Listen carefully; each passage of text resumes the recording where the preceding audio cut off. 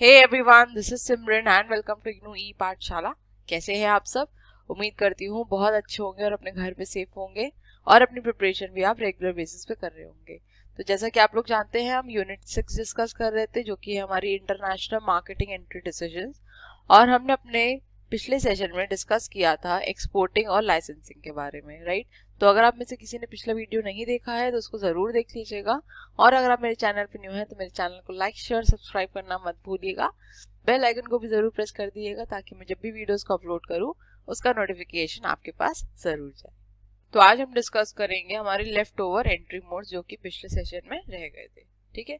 और अब आप मेरे साथ इंस्टाग्राम और टेलीग्राम पे भी जुड़ सकते हैं, ठीक है? इग्नू ई पाठशाला को फॉलो कर लीजिए, क्योंकि इग्नू से रिलेटेड जो भी अपडेट रहती है मैं वहाँ पे रेगुलरली पोस्ट करती रहती हूँ, ठीक? और जहाँ तक रही बात आपकी पीडीएफ की, तो पीडीएफ आपको टेलीग्राम चैनल पे ही मिलेगी, तो इग्नू स्क्वाड को सब्सक्राइब करना मत भूलिएगा। तो चलिए अब अपने सेशन को हम स्टार्ट करते हैं। तो आज हम डिस्कस करेंगे फ्रेंचाइजिंग के बारे में, ठीक है? तो franchising is a type of licensing agreement where packages of services are offered by the franchisor to the franchisee in return for a payment. The two types of franchising are product and trade name franchising and business format franchising. An example of product and trade name franchising is Pepsi Cola selling its syrup together with the right to use its trademark and name to the independent bottlers. तो franchising क्या होती है? Basically वो एक licensing agreement का part होती है, ठीक है? इसमें भी दो पार्टीज इन्वॉल्व होती हैं, एक होता है हमारा फ्रेंचाइजर और एक होता है हमारा फ्रेंचाइजी, ठीक? जो राइट देता है दूसरी पार्टी को कि वो उसके ट्रेडमार्क्स, कॉपीराइट, उसका ब्रांड नेम यूज कर सकता है, वो कौन होता है? फ्रेंचाइजर, ठीक? और जिसको परमिशन दी जाती है यूज करने की, वो कौन होता है? हमारा फ्रेंचाइजी होता है, ठीक है? अब यहाँ पे इम्पोर्टेंट पॉइंट ये है कि हमने जब लाइसेंसिंग डिस्कस किया था तो हमने वहाँ बात करी थी कि लाइसेंस किस में प्रोवाइड होता है? प्रोडक्ट्स में प्रोवाइड होता है, ठीक? अगर वहीं मैं फ्रेंचाइजिंग की बात करूँ तो ये किस में मिलता है? सर्विसेज में मिलता है, ठीक है? तो ये एक मेजर डिफरेंस हमेशा याद रखिएगा लाइसेंसिंग और फ्रेंचाइजिंग में, कि जो लाइसेंसिंग है वो प्रोडक्ट से डील करता है और फ्रेंचाइजिंग किससे डील करता है? सर्विसेज से डील करता है, ठीक है? अब दो तरह की फ्रेंचाइजिंग होती है, एक होती है हमारी product and trade name franchising और एक होती है हमारी बिजनेस फॉर्मेट फ्रेंचाइजिंग, ठीक? अब अगर मैं product and trade name franchising की बात करूं तो यहाँ पे एग्जांपल देख रहे हैं कि पेप्सी कोला क्या करती है? अपने सिरप को सेल करती है टू डिफरेंट बॉटलर्स, ठीक है? जिस बॉटल में उनकी कोल्ड ड्रिंक आती है वो क्या करती है? अपने सिरप को सेल कर देती है, और जो बॉटलर्स होते हैं, इंडिपेंडेंट बॉटलर्स होते हैं, वो उस सिरप को फिल करके मार्केट में सेल करते हैं, ठीक है? अब नेक्स्ट टाइप की बात करें तो वो है business format franchising, which is used in service industries such as restaurants, hotels and retailing, where the franchisor exerts a high degree of control on the franchisee based in the overseas market. In business format franchising, the franchisor, like McDonald's, lends operating procedures, quality control as well as the product and trade name. अब इस type की franchise के बारे में आप सबने सुना भी है, आप सबने देखा भी है ना। मैकडोनल्ड्स का एग्जांपल ले लें, हम हल्दीराम का एग्जांपल ले लें, तो ये सब क्या है? एक जगह पेरेंट कंपनी स्टैब्लिश है और उन्होंने मार्केट को कैप्चर करने के लिए क्या किया? डिफरेंट स्टेट्स में, डिफरेंट कंट्रीज में अपनी फ्रेंचाइजीज को स्टैब्लिश कर लिया, राइट? और फ्रेंचाइजिंग का सबसे बड़ा बेनिफिट ये है कि इनको मार्केट को कैप्चर करने में प्रॉब्लम नहीं होती, राइट? क्योंकि ब्रांड नेम ऑलरेडी एग्जिस्ट कर रहा है और बहुत रेप्यूटेड ब्रांड है, तो आप किसी भी स्टेट, किसी भी कंट्री में अगर उसको स्टैब्लिश करेंगे तो आपको मार्केट को कैप्चर करने में टाइम नहीं लगेगा, राइट? अब चलते हैं अपनी नेक्स्ट स्लाइड पे। फ्रेंचाइजी अगर एग्जाम्पल देख लें तो KFC, NIIT, Starbucks, McDonald's, Subway, ये सब क्या है? फ्रेंचाइजिंग के ही एग्जाम्पल्स हैं, ठीक है? इनको मुझे एक्सप्लेन करने की आपको जरूरत नहीं है, आप खुद भी जानते हैं, राइट? चलते हैं अपनी नेक्स्ट स्लाइड। अब देख लेते हैं फ्रेंचाइजिंग एग्रीमेंट के बारे में। फर्स्ट पॉइंट है, franchisee has to pay a fixed amount and royalty based on sales. तो अगर फ्रेंचाइजर ने ये राइट दिया है लोकल फ्रेंचाइजी को कि वो उसके प्रोडक्ट को यूज कर सकता है, उसके ब्रांड नेम को यूज कर सकता है, तो उसके बदले फ्रेंचाइजी को क्या पे करनी होगी? रॉयल्टी। नेक्स्ट पॉइंट है, franchisee should agree to adhere to follow the franchiser's requirements. अभी जैसा मैंने आपको बताया कि फ्रेंचाइजर के पास फुल कंट्रोल होता है तो जो भी फ्रेंचाइजर कहेगा उसके अकॉर्डिंग ही फ्रेंचाइजी को काम करना पड़ेगा, उसके जो भी रूल्स रेगुलेशंस हैं उसको मानना पड़ेगा, ठीक है। नेक्स्ट पॉइंट है franchisor helps the franchisee in establishing the manufacturing facilities. अब ये सबसे बड़ा एडवांटेज होता है फ्रेंचाइजी के लिए, क्यों? क्योंकि यहाँ पे फ्रेंचाइजर सब कुछ सेटअप करके फ्रेंचाइजी को देता है, राइट। अभी अगर यही फ्रेंचाइजी खुद से अपना कोई बिजनेस को एस्टैब्लिश करता तो उसको सारे रिसोर्सेज अपने आप इकट्ठा करने पड़ते, राइट। और अगर बिजनेस को एस्टैब्लिश भी कर लेता तो जरूरी नहीं है कि वो मार्केट को कैप्चर भी कर पाता, है ना। तो यहाँ पे वो फ्रेंचाइजर का ब्रांड नेम यूज कर रहा है। जब फ्रेंचाइजर का ब्रांड नेम यूज कर रहा है तो उसको मार्केट को कैप्चर करने में कोई भी प्रॉब्लम नहीं होगी, क्योंकि ऑलरेडी उसका ब्रांड इतना पॉपुलर है। नेक्स्ट पॉइंट है franchisor allow the franchisee some degree of flexibility. Franchisor franchisee को थोड़ी फ्लेक्सिबिलिटी भी प्रोवाइड करता है, ठीक है। एग्जांपल्स हम जानते हैं मैकडॉनल्ड्स, सबवे, केएफसी, राइट। चलिए चलते हैं अपनी नेक्स्ट स्लाइड पे। अब देख लेते हैं एडवांटेजेस ऑफ फ्रेंचाइजिंग। सबसे पहला एडवांटेज देखते हैं कि फ्रेंचाइजर हो क्या होता है, ठीक। पहला पॉइंट है हमारा fast and well controlled distribution of its products. तो फ्रेंचाइजी के थ्रू जो फ्रेंचाइजर है वो अपने प्रोडक्ट्स को डिफरेंट एरियाज में इजीली डिस्ट्रीब्यूट भी कर सकता है और फुल कंट्रोल भी उस पे रख सकता है, राइट। नेक्स्ट पॉइंट है हमारा no need to construct and operate its own outlets. तो इसमें फ्रेंचाइजर को आउटलेट्स को अपने कंस्ट्रक्ट करने की जरूरत नहीं पड़ती है, ठीक है। अब आप हो सकता है इस चीज को सोच रहे हो कि आउटलेट्स और फ्रेंचाइजी में क्या फर्क होता है, ठीक है। तो मैं आपको बता दूं आउटलेट्स क्या होते हैं। बेसिकली एक प्रॉपर रिटेल स्टोर होता है जहां पे मैन्युफैक्चरर अपने ब्रांड नेम के नीचे प्रोडक्ट्स को सेल करता है डायरेक्टली अपने कस्टमर्स को, ठीक है। ये होता है हमारा आउटलेट्स, ओके। वहीं अगर मैं फ्रेंचाइजी की बात करूं तो ये प्रॉपर रिटेल स्टोर नहीं होती है, राइट। ये एक तरह से फ्रेंचाइजर इसको अथॉरिटी देता है कि ठीक है तुम मेरे ब्रांड नेम को यूज करके प्रोडक्ट्स को सेल कर सकती हो, ठीक है। तो ये डिफरेंस है आउटलेट और आपके फ्रेंचाइजी में, क्योंकि आउटलेट क्या होता है एक प्रॉपर रिटेल स्टोर होता है जो कंपनी खुद मैन्युफैक्चरर है जहां पे, और वो प्रोडक्ट को सेल कर रही है कस्टमर्स को डायरेक्टली, ठीक। और यहीं अगर मैं फ्रेंचाइजी की बात करूं तो यहाँ पे फ्रेंचाइजर अथॉरिटी दे रहा है फ्रेंचाइजी को, राइट, कि हाँ आप मेरे प्रोडक्ट्स को सेल कर सकते हो, ठीक। नेक्स्ट पॉइंट है हमारा मोर working capital available for expanded production and advertise. अब जब डिफरेंट प्लेसेस में फ्रेंचाइजी स्टैब्लिश हैं तो वहां पे वर्किंग कैपिटल की अवेलेबिलिटी भी ज्यादा रहेगी। जो वर्किंग कैपिटल की अवेलेबिलिटी ज्यादा रहेगी तो प्रोडक्शन को बढ़ाने में भी दिक्कत नहीं होगी और एडवर्टीजमेंट करने में भी दिक्कत नहीं होगी, ठीक है। नेक्स्ट पॉइंट है franchising agreements maintain product and quality standards.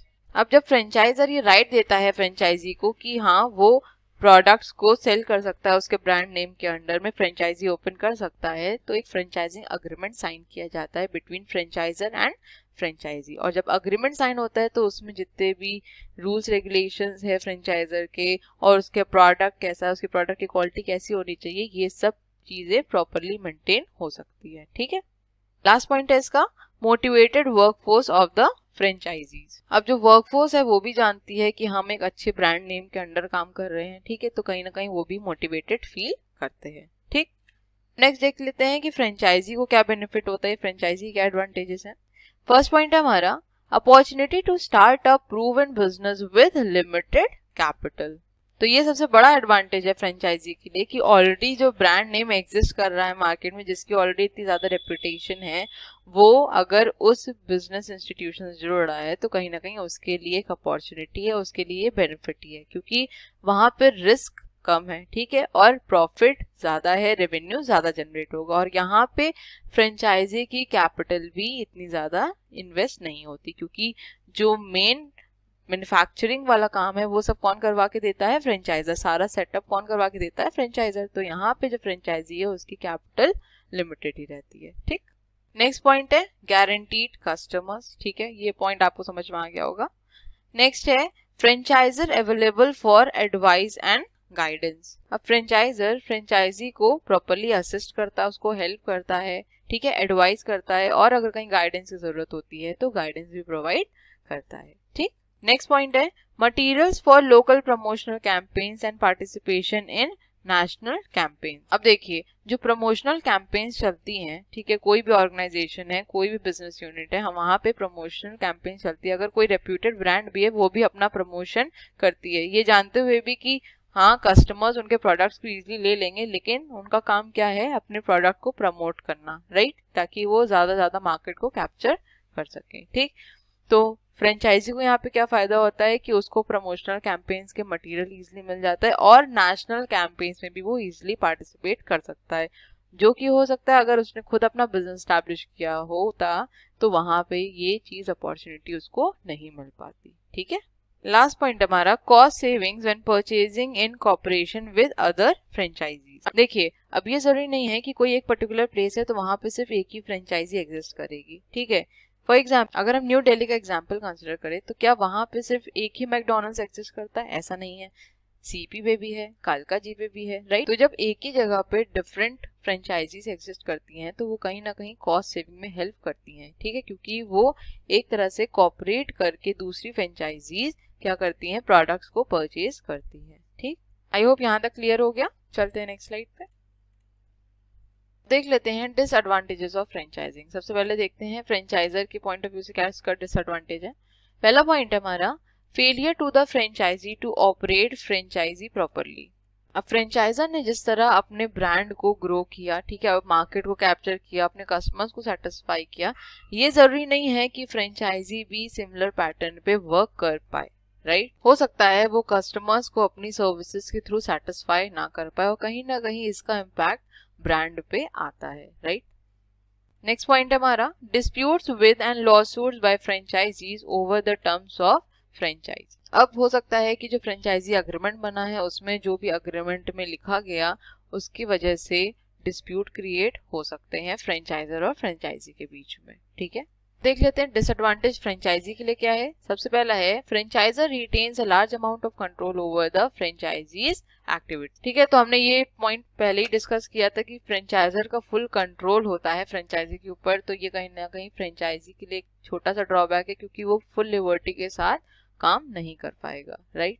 Last point है इसका franchisor opening competing franchisees within the franchisee market. अब सबसे बड़ा ड्रॉबैक क्या है या सबसे बड़ा डिसएडवांटेज फ्रेंचाइजी के लिए क्या है कि अगर एक ही प्लेस पे एक ही सिटी में अगर हम सपोज करें डिफरेंट फ्रेंचाइजीज ओपन है तो कहीं ना कहीं वो आपस में ही compete करना शुरू कर देती हैं। ठीक है, अगर मैं एक एग्जांपल लूं छोटा सा, तो आप अगर अपने फ्रेंड्स के साथ जाते हैं मैकडॉनल्ड्स, ठीक है, और आप देखते हैं वहाँ पे हाउसफुल वाली सिचुएशन है, वहां पे जगह नहीं है बैठने के लिए, तो आप क्या करते हैं दूसरी मार्केट में जहाँ पे मैकडॉनल्ड्स है आप वहां चले जाते हैं। ठीक, तो क्या हुआ यहाँ पे कहीं ना कहीं जो फ्रेंचाइजी है पर्टिकुलर उसकी जो सेल्स है उस पर अफेक्ट आया ना। अगर दूसरी मार्केट में मैकडॉनल्ड्स नहीं खुला होता तो हो सकता है आप वहीं पे वेट करते और सीट मिलने का इंतजार करते, राइट। होप आपको यहाँ तक क्लियर हो गया। अब चलते हैं अपनी नेक्स्ट स्लाइड पे। अब देख लेते हैं difference between licensing and franchising. सबसे पहले मीनिंग देख लेते हैं। So licensing is an arrangement in which a company that is licensor sells the right to use intellectual property or produce a company's product to the licensee for a royalty। ठीक है, whereas in franchising is an arrangement in which the franchisor permits franchisee to use business models or brand name for a fee to conduct business as an independent branch of the parent company। तो licensing में क्या होता है, basically कोई unit को establish नहीं किया जाता है। ठीक है, वहां पे क्या होता है सिर्फ जो लाइसेंसर है वो ये राइट प्रोवाइड करता है कि हाँ आप मेरी इंटेलेक्चुअल प्रॉपर्टी को यूज कर सकते हो। इंटेलेक्चुअल प्रॉपर्टी मतलब copyright, trademark, brand name etcetera. ठीक, वहीं फ्रेंचाइजिंग की बात करूं तो फ्रेंचाइजिंग क्या होती है, एक तरह से एक ब्रांच होती है पेरेंट कंपनी की, मतलब फ्रेंचाइजर की एक ब्रांच होती है जो डिफरेंट प्लेसेस में ओपन की जाती है। तो यहाँ पे इन्वेस्टमेंट की रिक्वायरमेंट थोड़ी ज्यादा होती है लेकिन लाइसेंसिंग में नहीं होती क्योंकि यहाँ पे कोई प्रॉपरली इन्वेस्टमेंट किया नहीं जाता है। ठीक, नेक्स्ट पॉइंट है licensing is governed bye contract law. ठीक है, वहीं अगर फ्रेंचाइजिंग की बात करें तो फ्रेंचाइजिंग रेगुलेशंस या कंपनी लॉ, इन दोनों में से कोई भी एप्लीकेबल हो सकता है जैसी सिचुएशन हो, जैसा केस हो। ठीक, अब लाइसेंसिंग में रजिस्ट्रेशन जरूरी नहीं है। ठीक है, वहीं अगर फ्रेंचाइजिंग की बात करें तो रजिस्ट्रेशन मैंडेटरी होता है। ठीक, नेक्स्ट पॉइंट है लाइसेंसिंग में ट्रेनिंग और सपोर्ट नहीं दिया जाता, लेकिन फ्रेंचाइजिंग में franchisor training, support, assistant sub कुछ प्रोवाइड करता है अपने फ्रेंचाइजी को। ठीक है। नेक्स्ट पॉइंट है हमारा degree of control. So the licensor has control on the use of intellectual property by the licensee but has no control on the licensee's business. तो यहाँ पे लाइसेंसर अपनी इंटेलेक्चुअल प्रॉपर्टीज के ऊपर तो कंट्रोल कर सकता है, लेकिन लाइसेंसी के जो बिजनेस है उसमें उसका कोई भी कंट्रोल नहीं होता है। ठीक है। वहीं अगर मैं फ्रेंचाइजिंग की बात करूं तो franchisor exerts considerable control over franchises business and process. तो हम यहाँ देखें अगर, तो फ्रेंचाइजर का लगभग पूरा कंट्रोल होता है अपनी फ्रेंचाइजी के बिजनेस के ऊपर, उसके ऑपरेशंस के ऊपर, प्रोडक्ट्स के ऊपर, हर चीज के ऊपर। ठीक है। नेक्स्ट पॉइंट है प्रोसेस। तो licensing involves one-time transfer of property or rights, whereas in franchising needs ongoing assistance of franchisor. तो लाइसेंसिंग में क्या होता है कि एक बार ही प्रॉपर्टी को ट्रांसफर कर दिया गया, मतलब इंटेलेक्चुअल प्रॉपर्टी को एक बार ट्रांसफर कर दिया गया, उसके बाद इसमें और कोई प्रोसेस नहीं होता है। ठीक। लेकिन वही फ्रेंचाइजिंग की बात करें तो वहां पे रेगुलरली असिस्टेंस प्रोवाइड की जाती है। ओके। लास्ट पॉइंट है हमारा फी स्ट्रक्चर, जिसमें लाइसेंसिंग में क्या होता है, नेगोशिएबल होता है, लेकिन फ्रेंचाइजिंग में कैसा रहता है, स्टैंडर्ड रहता है। तो लाइसेंसिंग में जो फी स्ट्रक्चर है वो नेगोशिएट किया जा सकता है, चेंज किया जा सकता है। ठीक है। वहीं अगर फ्रेंचाइजिंग की बात करें तो एक स्टैंडर्ड फॉर्म है, उसी के अकॉर्डिंग ही फी स्ट्रक्चर डिसाइड किया जाता है, उसी अकॉर्डिंग ही फीस पे की जाती है। ठीक। आई होप यहाँ तक समझ में आ गया। चलते हैं अपनी नेक्स्ट स्लाइड पे। नेक्स्ट है हमारा contract manufacturing. So under contract manufacturing, a company arranges to have its products manufactured by an independent local company on contractual basis. A company doing international marketing enters into contract with a local firm in the foreign country to manufacture the product while retaining the responsibility of marketing. The local manufacturer produces and supplies the product to international company while the international company assumes responsibility for sales, promotion and distribution. In a way, the international company hires the production capacity of the local firm without establishing its own plant and thus circumvents barriers on imports of its products. This strategy is practicable only when there is foreign producer with the necessary manufacturing capacity and ability to maintain quality. The local producer undertakes manufacturing based on orders from the international firm and the international firm gives virtually no commitment beyond the placement of orders. देखिए, जो इतनी लंबी चौड़ी मैंने कहानी पढ़ दी उसका ये मतलब है कि कॉन्ट्रैक्ट मैन्युफैक्चरिंग बेसिकली क्या होता है, एक तरह से आउटसोर्सिंग होती है। ठीक। जितनी भी फॉरेन कंपनीज होती हैं वो क्या करती हैं, अपने प्रोडक्ट्स को मैन्युफैक्चर करवाती है कि इंडिपेंडेंट लोकल कंपनी से ऑन कॉन्ट्रैक्चुअल बेसिस। ठीक। अब ये कंपनीज क्यों करती हैं इसको भी समझ लीजिए। हो सकता है कि उनके पास इतने रिसोर्सेज ना हो, ठीक है, कि वो प्रोडक्ट को मैन्युफैक्चर कर सकें। हो सकता है उनके पास इतनी अच्छी टेक्नोलॉजी ना हो, कॉस्ट इफेक्टिव वे से वो प्रोडक्ट को मैन्युफैक्चर ना कर पाए, चीप रेट में प्रोडक्ट ना बन पाए, लेबर कॉस्ट ज़्यादा आ रही है। ठीक है। तो ऐसे डिफरेंट टाइप्स ऑफ फैक्टर्स होते हैं जिनकी वजह से कहीं ना कहीं जो प्रोडक्ट की कॉस्ट है वो बढ़ सकती है। ठीक। तो अब कंपनी क्या करती है, कोई इंडिपेंडेंट लोकल कंपनी को हायर करती है या उनको कॉन्ट्रैक्चुअल बेसिस पे काम दे देती है कि वो उनके प्रोडक्ट को मैन्युफैक्चर करके उन्हें दे दे। ठीक है। अब जब लोकल कंपनी प्रोडक्ट को मैन्युफैक्चर कर देती है तो जो मेन कंपनी है जिसका ये प्रोडक्ट है वो सिर्फ क्या करती है, इसमें प्रमोशन का काम करती है, सेल्स का और डिस्ट्रीब्यूशन का काम करती है। जो मैन्युफैक्चरिंग पार्ट था वो किसने कर दिया, इंडिपेंडेंट लोकल कंपनी ने कर दिया। और अपने प्रोडक्ट को कैसे प्रमोट करना है, उसकी सेल्स कैसे जनरेट करनी है, उसको किस तरह से डिस्ट्रीब्यूट करना है, ये कौन देखता है, जो मेन कंपनी होती है वो देखती है, इंटरनेशनल कंपनी वही देखती है। ठीक है। अब इसको करने से जो इंटरनेशनल कंपनी है उसको क्या फायदा होता है, देखिए अगर वो ऐसा नहीं करती तो क्या होता, उसको पूरा एक प्रॉपर प्लांट एस्टैब्लिश करना पड़ता। लेट्स से उसके पास इतनी अच्छी टेक्नोलॉजी नहीं थी कि वो उस प्रोडक्ट को मैन्युफैक्चर कर सकती थी, तो अब उसे क्या करना पड़ता, पहले टेक्नोलॉजी को खरीदना पड़ता, उसको सेटअप करना पड़ता, फिर उसके लिए उसको मैन पावर की भी जरूरत पड़ती, क्योंकि अगर आप मशीनरी पे काम करना है तो आपको लेबर्स तो चाहिए। ठीक। तो वहां पे मैन पावर भी लगती। तो कंपनी को एक प्रोडक्ट को मैन्युफैक्चर करने के लिए काफी ज्यादा इन्वेस्टमेंट करना पड़ जाता। लेकिन वही काम अगर कम कॉस्ट में हो सकता है तो इतना इन्वेस्टमेंट करने की क्या जरूरत है। ठीक। तो ये एक फायदा होता है कॉन्ट्रैक्ट मैन्युफैक्चरिंग का। अब इसका एक एग्जाम्पल अगर हम कंसिडर करें तो आपने एप्पल के आईफोन्स और आईपैड के बारे में सुना है, आप में से बहुत लोग हैं जो यूज भी करते होंगे। ठीक है। तो इसका जो मैन्युफैक्चरिंग है वो कहाँ पे होता है? चाइना में। चाइना की कंपनी है फॉक्सकॉन, वो क्या करती है, इसके प्रोडक्ट को मैन्युफैक्चर करती है। अब एप्पल क्या खुद से मैन्युफैक्चर नहीं कर सकता था? कर सकता था। क्या उसके पास टेक्नोलॉजी नहीं थी? है, राइट। लेकिन प्रोडक्ट जब कम कॉस्ट पे और इफेक्टिव वे में बन सकता है, मैन्युफैक्चर हो सकता है, तो उस पर ज़्यादा कॉस्ट लगा के क्यों उस प्रोडक्ट को मैन्युफैक्चर करना। तो इसीलिए जो एप्पल कंपनी है उसने क्या किया, चाइना की जो फॉक्सकॉन कंपनी है उसको कॉन्ट्रैक्चुअल बेसिस पे प्रोडक्ट को मैन्युफैक्चर करने को दे दिया। ठीक, आई होप आपको इस एग्जाम्पल से ये समझ में आ गया होगा। So contract manufacturing may be attractive if the firm's competitive advantage lies in marketing rather than in production. For example, P&G in Italy had several products manufactured under contract and Unilever did the same thing in Japan for some products. So both the firms concentrated on marketing the products. So I hope आपको यहाँ तक clear हो गया। चलते हैं अपनी next slide पे। कोई example इसका देख लेते हैं। An American pharmaceutical company may contract a company in India to manufacture its cough syrup. The Indian company manufactures it and does all the packing of the product as required by the American company.